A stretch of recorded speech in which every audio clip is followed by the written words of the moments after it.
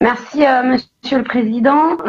Effectivement, nous abordons, je pense, ce matin un sujet sérieux, en tout cas, qui s'évite toute polémique, toute joute politique auquel, je crois, nos concitoyens, en tout cas, ne comprendraient pas.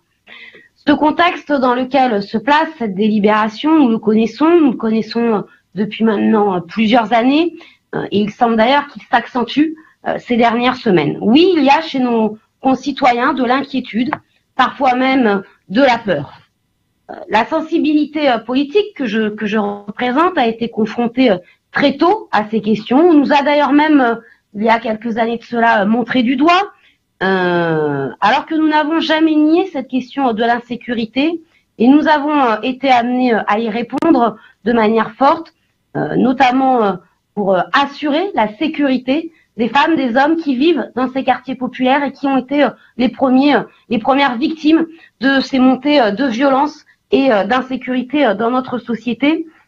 Mais je tiens à le dire aussi, ce sentiment d'insécurité est d'abord vécu par rapport à l'ensemble des violences subies. Ce sentiment, ce vécu, touche donc d'abord, je le disais, les femmes, les hommes des classes populaires dans notre pays. À problème social, nous disons nous aussi qu'il faut une réponse globale et nous ne sommes pas de doux rêveurs puisque cet effort, il jalonne, je crois, l'histoire de la politique de sécurité publique depuis maintenant plusieurs décennies.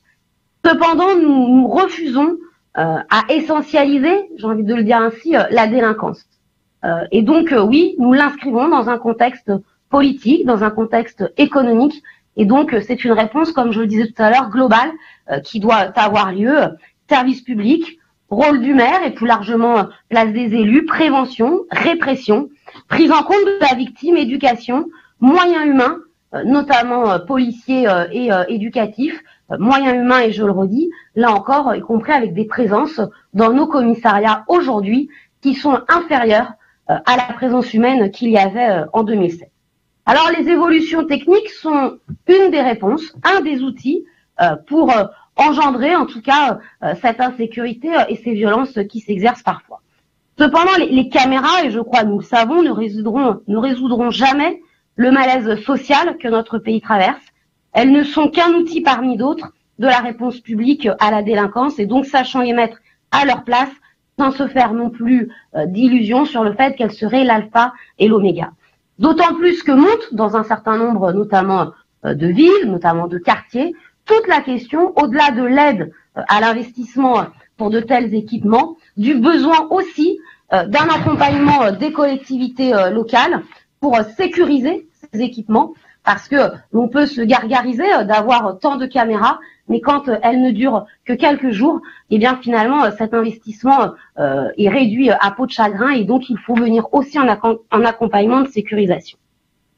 Votre délibération nous met donc face à de nombreuses questions. Par principe, nous ne nous opposons pas, vous le savez, j'ai toujours défendu et je défends encore la clause de compétence générale pour l'ensemble des collectivités territoriales.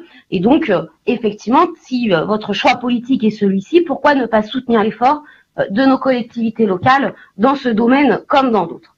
Il est vrai d'ailleurs que ces dernières années ont vu évoluer fortement le travail de nos policiers municipaux, y compris la pression qui repose sur leurs épaules. On en demande donc beaucoup plus aux policiers municipaux, aux maires, sans d'ailleurs leur donner les moyens nécessaires. La question quand même qui reste, c'est jusqu'où irons-nous finalement dans l'accompagnement de ce déficit de l'État. Alors je suis convaincue que les maires de notre région, de toute sensibilité, vont se rapprocher de vous pour bénéficier de ces financements, mais ils vont les demander pourquoi ? Parce que la demande de leurs concitoyens est énorme et qu'ils n'ont pas d'autres moyens pour y répondre. Parce qu'aujourd'hui, les maires, dans leurs bureaux, accumulent les accusés de réception à la lettre faite au ministre de l'Intérieur pour exiger plus de policiers sur leur commune, mais il n'y a pas de policiers supplémentaires qui arrivent en effectif. Et donc, demain, ce maire à qui nous aurons financé l'équipement de la police municipale, comment ne pas imaginer qu'il lui sera répondu qu'il y a désormais de l'argent frais à la région? Finalement, en voulant accompagner plus, ne sommes-nous pas en train d'isoler plus encore les maires dans leur mission de sécurité et de tranquillité publique et ne contribuons-nous pas à refermer ce piège du désengagement de l'État dans ses missions régaliennes. En l'état, nous nous abstiendrons sur votre délibération. Merci beaucoup, Madame Cukierman.